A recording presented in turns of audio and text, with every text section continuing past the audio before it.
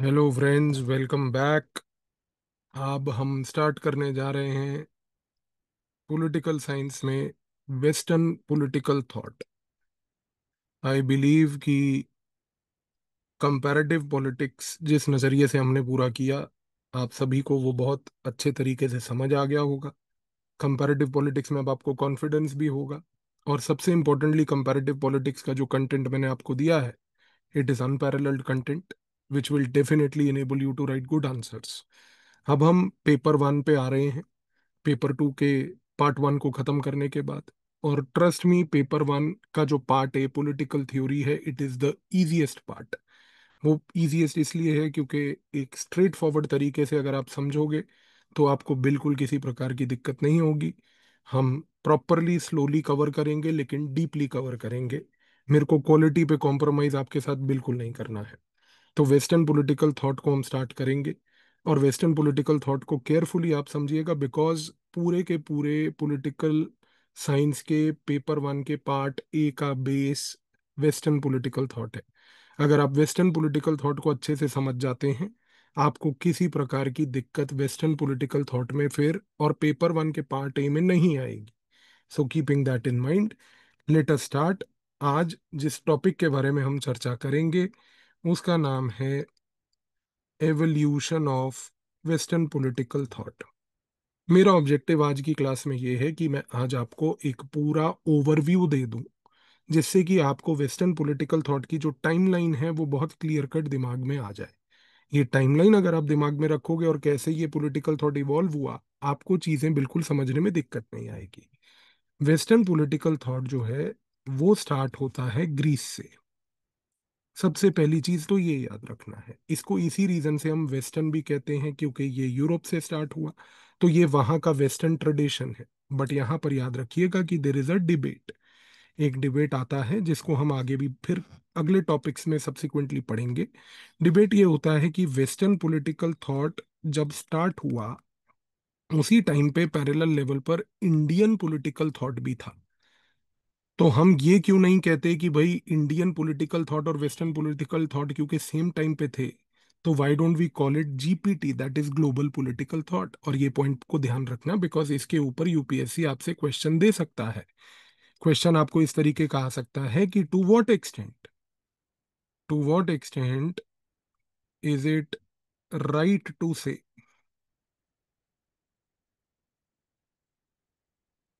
That we should call it western political thought when Indian political thought tradition existed. तो जब मैं आपको Indian political thought पढ़ाऊंगा, तब आपको ये चीज हम समझेंगे दोबारा कि क्योंकि एक टाइमलाइन ऐसी थी कि वेस्टर्न और इंडियन ट्रेडिशन इकट्ठे इवॉल्व हो रहा था, और पूरे वेस्टर्न ट्रेडिशन में भी मैं आपको ये समझाऊंगा कि कैसे इंडियन ट्रेडिशन भी साथ में इवॉल्व हो रहा था। तो आपको क्लियर हो जाएगा कि अगर इस प्रकार का एक ब्रॉड क्वेश्चन आए, जिसको मैं कहता हूं एक ग्लोबल पर्सपेक्टिव का क्वेश्चन, कि वो आपसे कहे कि to what extent would it be right to call it global political thought, तो आप इस चीज को टैकल कर पाएंगे। कीप दैट इन माइंड, इसके बारे में इलेबोरेशन भी आएगा। और जब हम सारे थिंकर्स भी अभी हमारे पढ़ेंगे, उन थिंकर्स में भी मैं आपको वेस्टर्न पॉलिटिकल थॉट के साथ साथ पैरेलल लेवल पे इंडियन और चाइनीज पॉलिटिकल थॉट्स दोनों बताऊंगा, जिससे कि आपकी पूरी नॉलेज डीपन हो जाएगी, तो आपको घबराने की आवश्यकता नहीं है। एनीवे, हम कहते हैं कि जब हम वेस्टर्न पॉलिटिकल थॉट की बात करते हैं, तो पहली बात तो ये ग्रीस से स्टार्ट हुआ। अब जब ये ग्रीस से स्टार्ट हुआ, तो ग्रीस में जो इनिशियल लेवल पर डिबेट्स होते थे, वो बेसिकली बड़े अजीब प्रकार के डिबेट्स होते थे। इनिशियल लेवल के जो डिबेट्स होते थे, खास करके वेस्टर्न पॉलिटिकल थॉट्स के ट्रेडिशन में, वो डिबेट्स होते थे खास करके कॉस्मोस को लेकर, रिलीजन को लेकर। तो उस समय क्या है कि लोग जनरली कंफ्यूज थे। मैं आपको एक ब्रॉड ओवरव्यू दे रहा हूँ, अभी बहुत डीपली चीजों को मत समझिएगा, क्योंकि जब हम प्लेटो पे जाएंगे तब हम सारी इन चीजों को दोबारा डीपली विजिट करेंगे। अभी I am just giving you a broad overview in this video to contextualise things for you. तो ये कॉस्मोस और रिलीजन से डिबेट स्टार्ट हुआ। इसके बाद हम कहते हैं कि फिर तीन लोग बड़े इंपॉर्टेंट आए, जिनमें से एक था सोक्रेटिस, फिर दूसरा था प्लेटो, और तीसरा था एरिस्टोटल। अब सोक्रेटिस, प्लेटो और एरिस्टोटल आए, इन्होंने कॉस्मोस और रिलीजन वाले पूरे के पूरे डिबेट को चेंज कर दिया। चेंज क्या किया कि इन्होंने बात करी जिसको हम एक सिंपल लैंग्वेज में कहते हैं रैशनैलिटी पे। रैशनैलिटी का मतलब ये है कि इन्होंने बेसिकली फोकस सारा इन चीजों पे किया कि भाई जस्टिस क्या होता है। इन्होंने फोकस किया कि एक लीडर कैसा होना चाहिए। इन्होंने फोकस किया कि भाई एक गुड लाइफ क्या होती है। तो आप एक चीज को ऑब्जर्व करो कि जब वेस्टर्न ट्रेडिशन की थिंकिंग स्टार्ट हुई तो बात होती थी कॉस्मोस की, रिलीजन की, वेग चीजों की। तो हम ये कहते हैं कि जो इनिशियल डिबेट्स थे देवर वेग। वेग से ये गया प्रिसिशन की ओर। प्रिसिशन में हमने कहा कि रैशनैलिटी सबसे पहले पकड़ा। जब रैशनैलिटी पकड़ा तो रैशनैलिटी में चर्चा हुई जस्टिस, लीडर कैसा होना चाहिए, एक अच्छी लाइफ कैसी होनी चाहिए। इन सारे डिबेट्स को हम क्या कहते हैं? Moral questions. एथिक्स की क्लासेस जो चल रही हैं, जो बच्चे एथिक्स पढ़ रहे हैं, they must be knowing this. उनको बताने की आवश्यकता नहीं। तो इनको हम कहते हैं मॉरल क्वेश्चंस। तो हम क्या कह रहे हैं? वेस्टर्न ट्रेडिशन, जो वेस्टर्न पॉलिटिकल थॉट है, वो स्टार्ट हुआ वेग डिबेट से, वो गया प्रिसाइज डिबेट पे। वेग डिबेट था Cosmos plus religion, precise debate था मोरालिटी। अगर मैं ये बोलूं तो यहां तक आई बिलीव आप सभी को क्लियर होगा। तो वेस्टर्न ट्रेडिशन इस तरीके से पहले तो इवॉल्व हुआ। ये मोरालिटी का ट्रेडिशन काफी लंबे समय तक चला। जब ये मोरालिटी का स्पेसिफिक पूरा का पूरा पॉइंट लंबे समय तक चला, इसके बाद ये हुआ कि दो इंपॉर्टेंट मिडीवल टाइम्स में स्कॉलर्स आए। उनका नाम था एक्विनास और ऑगस्टीन। अब ये मिडीवल टाइम के लोग थे। ये हमारे एंशंट टाइम वाले थे। एंशंट टाइम वालों में हमने क्या बोला? वेग डिबेट्स, प्रिसाइज डिबेट्स। वेग डिबेट्स जो थे वो चल रहे थे किन के आने से पहले? हमने तीन लोगों का नाम लिया था, सोक्रेटिस, प्लेटो, एरिस्टोटल। तो हमने कहा कि भाई सोक्रेटिस, प्लेटो और एरिस्टोटल के आने से पहले वेग डिबेट्स थे, तो इन लोगों को हम कहते हैं प्री सोक्रेटिक। तो हम क्या कह रहे हैं जी? एंशंट टाइम्स में प्री सोक्रेटिक लोग थे, यानी कि सोक्रेटिस से पहले वाले लोग थे। प्री सोक्रेटिक लोग वेग बातें करते थे, कॉस्मोस की, यूनिवर्स की, आसमान की, तारों की, चांद की, और रिलीजन के बारे में अजीब अजीब चर्चाएं करते थे। लेकिन सोक्रेटिस, प्लेटो, एरिस्टोटल के तहत वेस्टर्न ट्रेडिशन में एंशंट टाइम्स में एक प्रिसाइज डायरेक्शन थिंकिंग को दी, जिसमें मॉरल डिबेट्स पे चर्चा हुई। ये जो मोरालिटी की चर्चा थी एंशंट टाइम से मिडीवल टाइम तक चली। मिडीवल टाइम में एक्विनास, ऑगस्टीन दो स्कॉलर्स थे। ये दोनों के दोनों मिडीवल पॉलिटिकल थॉट ट्रेडिशन के स्कॉलर्स हैं। ये मिडीवल पॉलिटिकल थॉट ट्रेडिशन के जो स्कॉलर्स हैं, और एक्विनास और ऑगस्टीन, इन्होंने क्या किया? इन्होंने पूरी की पूरी पॉलिटिक्स की जो डिस्कशन थी, उस पॉलिटिक्स की डिस्कशन को इन्होंने गॉड के विल के साथ जोड़ दिया। अब समझने की कोशिश करो। मिडीवल टाइम्स में क्रिश्चियनिटी पॉपुलर हो चुकी थी। क्रिश्चियनिटी पॉपुलर हो चुकी थी तो सोसाइटी की पूरी थिंकिंग क्रिश्चियनिटी जो रिलीजन है उसके सेंटर्ड थी।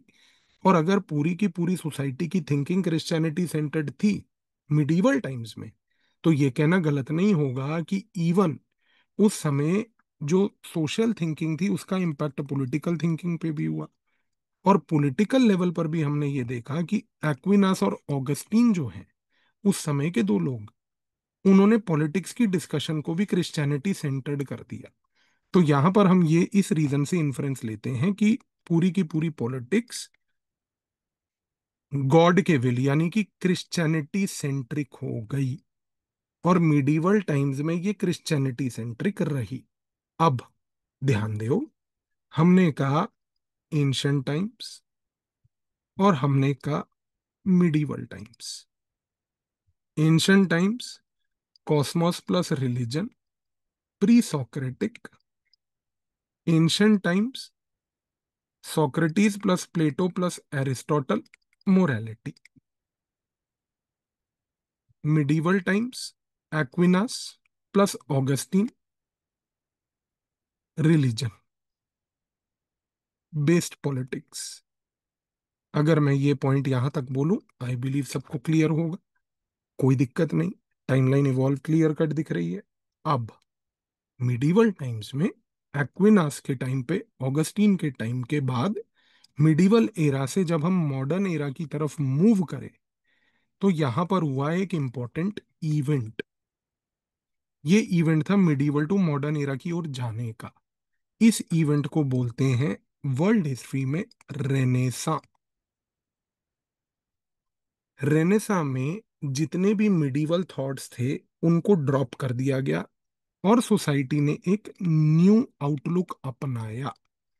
पहली बात, न्यू आउटलुक अपनाया। तो मिडीवल थॉट क्या था? क्रिश्चियनिटी बेस्ड, रिलीजन बेस्ड, उसको छोड़ दिया, न्यू आउटलुक अपनाया। अब ये न्यू आउटलुक क्या था? न्यू आउटलुक था जिसको एक सिंपल लैंग्वेज में कहते हैं रियलिस्टिक आउटलुक। रियलिस्टिक आउटलुक का मतलब ये है कि रेनेसां का पूरा कॉन्सेप्ट कुछ ऐसा आया, ये इवेंट ही कुछ ऐसा हुआ कि इस इवेंट के बाद लोगों का सोसाइटी को लेकर, पॉलिटिक्स को लेकर नजरिया बदल गया। सोसाइटी को लेकर लोगों को अब ये लगने लगा कि हमें सोसाइटी में एक रियलिस्टिक तरीके से सोसाइटी को देखना चाहिए। और देखो, जो सोसाइटी की थिंकिंग होती है वो पॉलिटिक्स में भी आती है। तो पॉलिटिक्स में भी ये इंस्पायर होकर वहां पर आया कि पॉलिटिक्स को भी अब हम एक रियलिस्टिक आउटलुक से देखेंगे। अब ये रियलिस्टिक आउटलुक में क्या हुआ?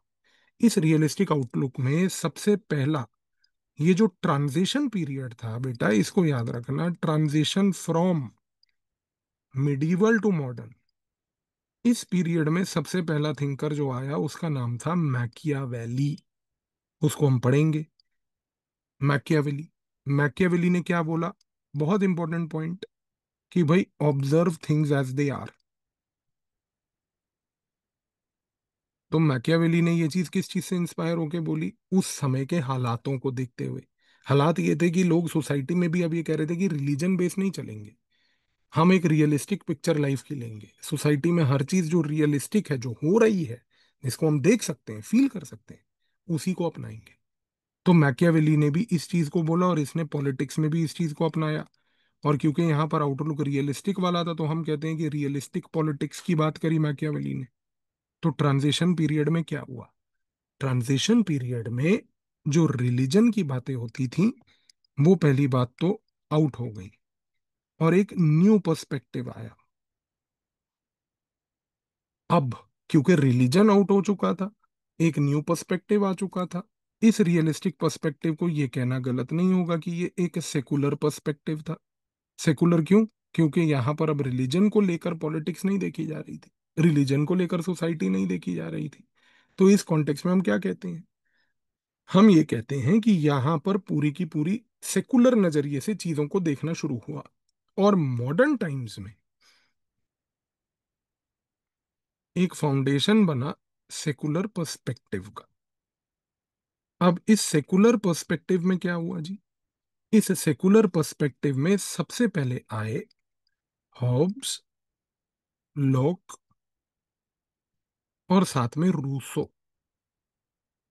ये तीन लोग आए मॉडर्न टाइम्स में। जो मिडीवल एरा से रिलीजन हट के एक सेकुलर पर्सपेक्टिव पे गया, उस सेकुलर पर्सपेक्टिव को अपनी थिंकिंग का बेस बोले तो, वो अपनी थिंकिंग का फाउंडेशन अगर किसी ने बनाया, तो वो ये तीन लोग थे, हॉब्स, लॉक और रूसो। अब हॉब्स, लॉक और रूसो ने क्या बात बोली? उन्होंने बात करी इंडिविजुअल के राइट्स की। उन्होंने बात करी इंडिविजुअल के राइट्स के साथ साथ फ्रीडम की। तो अब आप देखो कि सेकुलर आउटलुक की वजह से पॉलिटिकल थिंकिंग का भी पूरा पर्सपेक्टिव बदल गया। क्यों? क्योंकि जब हम बात करते हैं प्री सोक्रेटिक, तो वो एक ब्रॉड कॉस्मोस के लेवल की चर्चा होती थी। फिर सोक्रेटिस, प्लेटो और एरिस्टोटल ने चर्चा को मोरालिटी की ओर लेके गए। मोरालिटी भी जो है वो सोसाइटी की मोरालिटी के नजरिए से देखा जाता था। तो यहां पर भी अगर हम बात करें तो ब्रॉडली एक सोशल पर्सपेक्टिव था। सोशल यानी कि एक बड़ा ब्रॉड सोसाइटी का पर्सपेक्टिव था। फिर हमने मिडीवल एरा में बात करी, खास करके एक्विनास, ऑगस्टीन की। इन्होंने रिलीजन का पर्सपेक्टिव लिया। और क्योंकि इन लोगों ने रिलीजन का पर्सपेक्टिव लिया, तो ये भी क्या था, ब्रॉड लेवल पर सोशल लेवल की ही बात थी।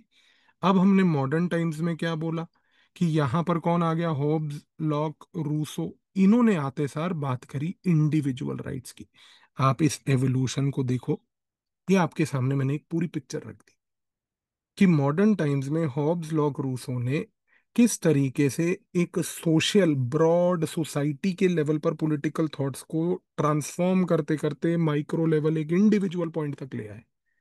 आई बिलीव ये थिंकिंग आपको क्लियर हो रही होगी कि कैसे हम एक ब्रॉड, कैसे हम एक सोशल से इंडिविजुअल की ओर बढ़ रहे हैं। तो पॉलिटिकल थिंकिंग में ये बदलाव आ रहा है कि पॉलिटिकल थिंकिंग कॉस्मोस, आसमान से शुरू होते होते हॉब्स, लॉक, रूसो तक इंडिविजुअल तक आ गई। आई बिलीव ये पॉइंट सबको क्लियर हो रहा होगा। आई बिलीव ये आपको यहाँ तक आइडिया क्लियर हो रहा होगा। अब इसके बाद क्या हुआ कि मॉडर्न टाइम्स में इंडस्ट्रियल रेवोल्यूशन हुआ।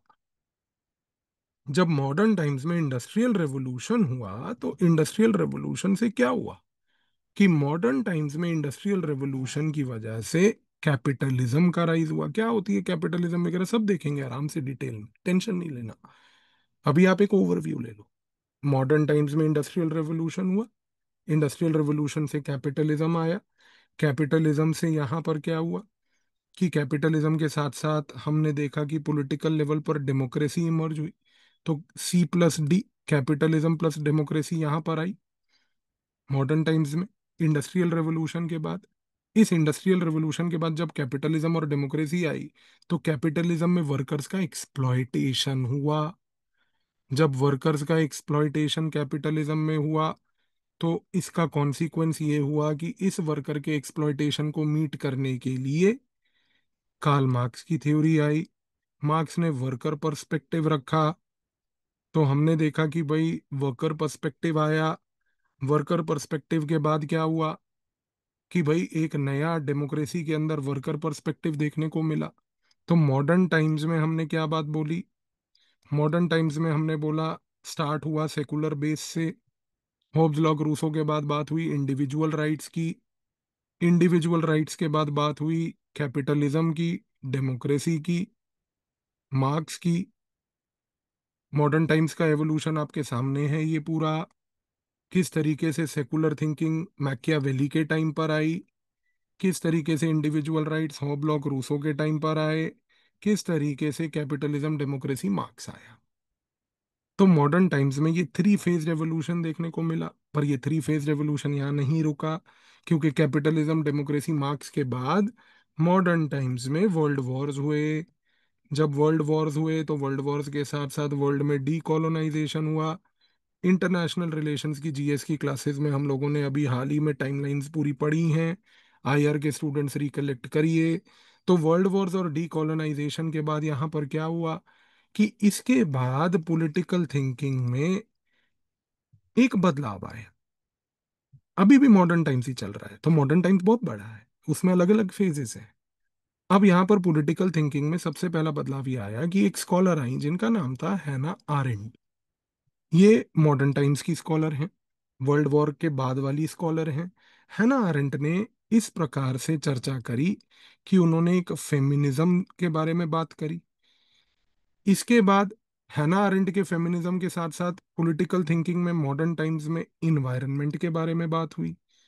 इन्वायरमेंट के साथ साथ बात हुई आइडेंटिटी पॉलिटिक्स के बारे में। आइडेंटिटी पॉलिटिक्स को अगर हम आज और एक्सपेंड करके देखें, तो LGBTQ